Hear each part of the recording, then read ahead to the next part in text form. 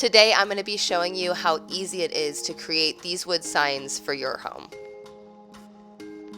For these wood signs, I'm actually using all scrap wood. I had some square pieces left over from a previous project. I'm using my nail gun, but you can use a hammer and nails. You don't have to have a power tool for this project. And then you can pick your choice of stain or paint or however you want to decorate the wood piece itself. It's totally up to you, but you will need wood glue as well and a measuring tape. As with all my DIYs, obviously it is not my way or the highway. I'm making these on the smaller side, but I am making 4 of them. I'm going to paint them white because I want them nice, clean, and sleek looking. But again, you can stain or paint, even draw, or even, it doesn't matter what you do. Decorate the wood however you want to. If you want to see a simple quote, that's what you're getting here today, but be creative. As far as the framing goes, you want to cut down 2 pieces of your smaller wood to the exact measurements of the sides, which mine was 9 1/4. And then you want to cut 2 pieces, but adding the width twice, so multiplying it by 2, which would be 10 3/4, because you're going to want to overlap the pieces to be able to cover the square completely, and that'll make sense in 2 seconds after we sand. I want to boost the wood itself, so I'm just going to go ahead and stain this with a natural stain. You can leave the wood as is, but if you are going to paint or stain it, make sure you do it prior to putting this all together. While that dries, I'm going to be honest with you, I tested a quote by just painting it on and it looked terrible, so I ran to Michael's and picked up these little itty bitty wooden letters, and I decided to spray paint them black with the words that I wanted on the different pieces of wall art. And again, this is all customizable.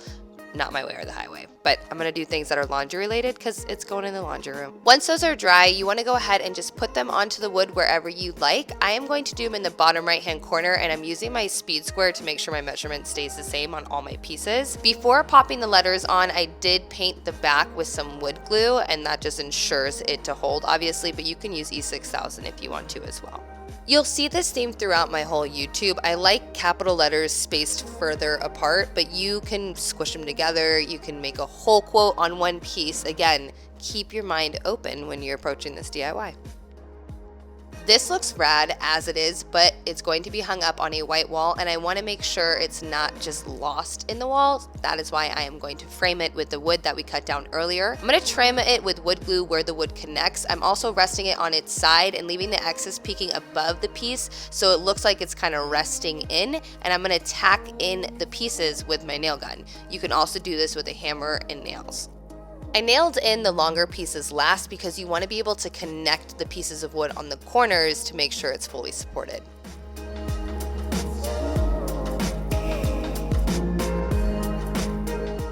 I mean, come on, it's just so good and so easy. I can't wait to just make a larger one for my backyard with a longer quote on it. But I did do 4 of these guys with different little words on it for the laundry room: wash, dry, fold, and repeat. And the one main reason why I love this DIY is because you don't have to worry about your handwriting or your painting skills, since those letters are already cut out for you. All you gotta do is paint them.